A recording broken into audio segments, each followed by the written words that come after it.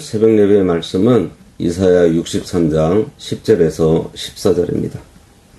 그들이 반역하여 주의 성령을 근심하게 하였으므로 그가 돌이켜 그들의 대적이 되사 친히 그들을 치셨더니 백성이 옛적 모세의 때를 기억하여 이르되 백성과 양떼의 목자를 바다에서 올라오게 하시니가 이제 어디 계시냐? 그들 가운데에 성령을 두시니가 이제 어디 계시냐? 그의 영광의 팔이 모세의 오른손을 이끄시며 그의 이름을 영원하게 하려 하사 그들 앞에서 물을 갈라지게 하시고 그들을 깊음으로 인도하시되 광야에 있는 말같이 넘어지지 않게 하시니가 이제 어디 계시냐? 여호와의 영이 그들을 골짜기로 내려가는 가축같이 편히 쉬게 하셨도다. 주께서 이와 같이 주의 백성을 인도하사 이름을 영화롭게 하셨나이다 하였느니라. 오늘 말씀의 제목은 고난 중에 옛적 은혜를 기억하며 돌이킴입니다. 지난 시간까지 하나님께서 원수를 밟으시는 엄중한 심판, 그리고 그럼에도 불구하고 자기 백성을 안고 업어주시는 크신 자비에 대해서 우리가 보았습니다. 하나님은 우리를 거짓없는 자녀라고 불러주시고 모든 환난에 우리와 함께 동참해 주신다고 했어요. 그런데 오늘 10절에 들어서면서 분위기가 갑자기 확 바뀌어요. 그렇게 큰 사랑을 받은 백성들이 정반대의 길로 갔기 때문입니다. 10절, 그들이 반역하여 주의 성령을 근심하게 하였으므로 그가 돌이켜 그들의 대적이 되사 친히 그들을 치셨다. 하나님이 그렇게 안아주시고 독수리 날개로 업어주면서 보호해 주셨는데 우리 인간은 반역으로 하나님께 보답했습니다. 이 반역이라는 것은 하나님을 정면으로 대적하는 행위를 말해요. 이것이 굳어지고 습관화된 것이 패역한 것입니다. 그런데 그 반역의 핵심이 뭐였어요? 주의 성령을 근심하게 하였다는 거예요. 성령은 인격적인 분이십니다. 그래서 우리가 죄를 지으면요, 근심하세요. 성령을 소멸할 수는 없지만 성령의 감동이 없을 수 있습니다. 하나님께서 성령의 감동으로 누구누구를 구제해라, 어디에 가서 전도해라, 일어나라, 이렇게 마음에 세미한 음성을 주시는데도 내 욕심 때문에 그 감동을 자꾸 거스르게 되면 어떻게 되죠? 성령의 동행으로 주셨던 기쁨이 싹 사라집니다. 평안이 없어져요. 하나님의 말씀을 거역하는 것이 곧 성령을 근심시키는 것입니다. 성령은 우리를 진리 가운데로 인도하시는데 그 길을 안 가겠다고 고집을 피우니 하나님 마음이 얼마나 아프시겠어요. 결국 하나님께서는 돌이켜서 직접 그들의 대적이 되셨습니다. 사랑의 하나님이 손을 들어서 친히 자기 백성을 치신 거예요. 이것은 하나님을 대적하고는 평화롭게 살 수 없다는 것, 그리고 하나님을 의지하고 순종하며 사는 것만이 살 길을 가르쳐주는 말씀이에요. 하나님과 대적이 되면 이 세상 그 누구도 견딜 수가 없습니다. 성령의 인도를 따라가지 않고 거역하면 하나님의 손이 매가 되어 돌아온다는 사실을 명심해야 합니다. 11절, 백성이 옛적 모세의 때를 기억하여 이르되 백성과 양떼의 목자를 바다에서 올라오게 하시니가 이제 어디 계시냐? 그들 가운데 성령을 두시니가 이제 어디 계시냐? 하나님의 매를 맞고 사방이 막히는 고난이 닥치게 되니 그제야 백성들이 정신을 차리게 됩니다. 그리고 옛적 모세의 날을 추억하기 시작해요. 징계받을 때 옛날에 하나님이 도와주셨던 때, 그때를 기억하고 돌이키는 것이 회개의 시작입니다. 그때는 홍해 같은 큰 장벽도 하나님이 뚫게 해주셨는데, 그때는 성령님이 모세와 우리 가운데 충만했는데, 지금 그 하나님은 어디 계시는가 하며 탄식하고 있는 거예요. 지금 이 백성들의 모습을 보면 원인을 분석하기보다 결과에만 급급하다는 것을 알 수 있습니다. 자기들이 성령을 근심하게 한 죄는 생각하지 않고 당장 현실에서 구멍난 곳을 채워보려고 하나님 어디 계십니까? 하고 찾는 거예요. 그러나 그런 방황 속에서도 소망이 있는 것은요, 과거의 은혜를 기억해냈다는 점입니다.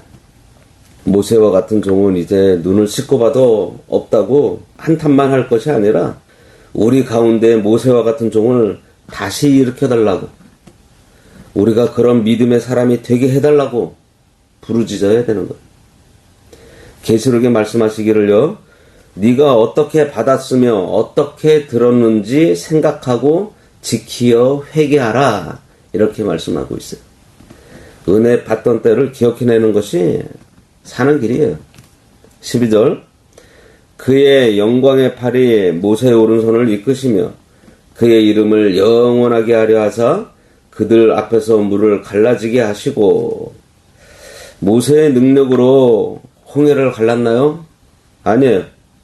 하나님은 모세라는 사람을 쓰셨지만 실제로 바다를 가른 것은 하나님의 영광의 팔이었습니다. 하나님의 능력이 모세의 오른손과 함께 할 때 기적이 일어난 거예요. 하나님이 물을 갈라지게 하신 목적은 오직 하나입니다. 그 이름을 영원하게 하려 하십니다. 오늘날 우리 앞에도요, 홍해 같은 장벽이 놓일 때가 있습니다. 도저히 인간의 힘으로는 넘을 수 없는 바다와 강, 절벽을 만나게 될 때가 있어요. 그러나 우리가 갈 길이 하나님의 이름을 영화롭게 하는 길이라면 장벽이 가로놓여 있는 것은요, 아무런 문제가 되지 않습니다.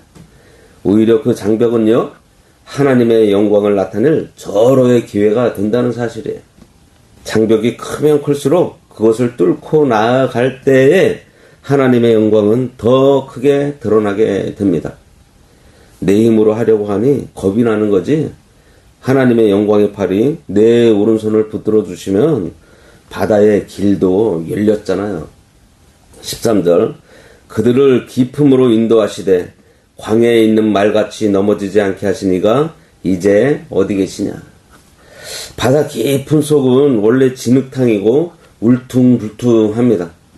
그런데 하나님이 물을 쫙 가르시니 그 바닥이 대로가 되었어요. 마른 땅이 되어버렸어요.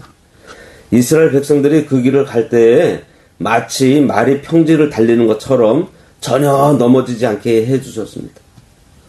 하나님이 붙들어 주시면 가장 험한 바다 밑바닥도요, 탄탄대로가 돼요. 그런데요, 그들을 쫓아오던 애국 군대들의 올 때는 어떻게 됐어요? 그 대로가 그들에게 함정이 되어버렸습니다. 병거 바퀴가 빠지게 되고 결국 물을 합쳐 다 수상시켜버렸습니다. 하나님의 백성이 하나님을 참으로 의지하고 나갈 때 어떤 장애물도 다 무너뜨려 주세요. 우리가 넘어지는 것은 길이 헤매서가 아닙니다. 하나님을 의지하는 믿음의 손을 놓쳐버렸기 때문에 넘어지는 거예요. 14절입니다. 여호와의 영이 그들을 골짜기로 내려가는 가축같이 편히 쉬게 하셨도다. 주께서 이와 같이 주의 백성을 인도하사 이름을 영화롭게 하였느니라. 여기 여호와의 영, 성령님이 인도하시면 골짜기를 내려가는 가축이 평안히 안식을 누리는 것처럼 우리 영혼에 참된 안식이 옵니다. 가축이 배불리 먹고 시원한 골짜기로 내려가서 편히 쉬는 그 평화로운 모습, 그것이 성령의 인도를 받는 성도의 상태예요. 홍해를 건너는 그 급박한 순간에도, 광야의 그 척박한 길에서도 하나님을 의지하는 자들은 그 영혼이 흐뭇하고 편안했습니다. 주님이 이렇게 인도하신 궁극적 목적이 다시 한번 나와요. 이름을 영화롭게 하셨나이다. 하나님은 여러 사람들 때문에 역사하시지 않아요. 이스라엘 백성 전체가 믿음이 좋아서 홍해가 갈라진 것이 아닙니다. 그때 수많은 백성들은요, 하나님을 원망했고 모세를 돌로 쳐 죽이려고 했어요. 그러나 단 한 사람, 모세가 하나님 앞에 엎드렸을 때 하나님께서는 그 한 사람의 기도를 들으시고 민족을 구원해 주셨습니다. 소돔과 고모라가 망한 것이요, 악인이 많아서가 아닙니다.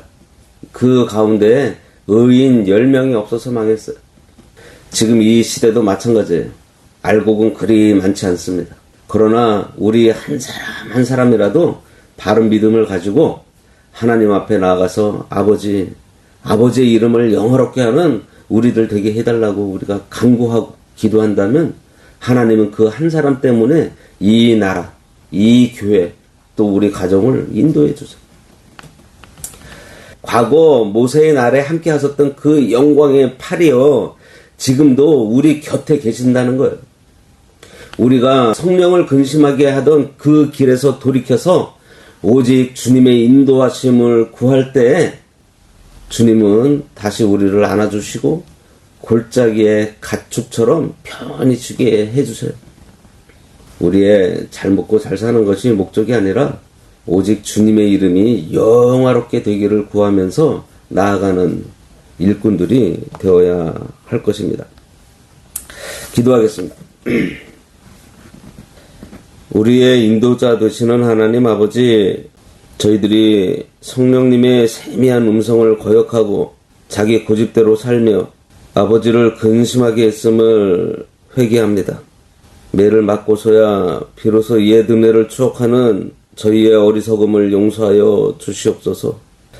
환난과 고난의 현장에서 낙심하지 않게 하시고 옛적 모세와 함께 하셨던 그 영광의 팔을 다시 보게 하옵소서.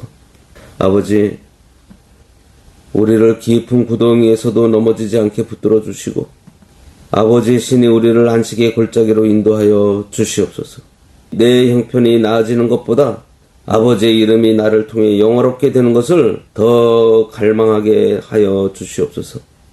모세 한 사람의 기도를 들으셨던 아버지, 오늘 이곳에 엎드린 저희들을 모시고 우리 민족과 우리 교회와 우리의 모든 가정을 다시 살려주시기를 간절히 바라옵고 원하오며 예수님의 이름으로 기도드리옵나이다. 아멘.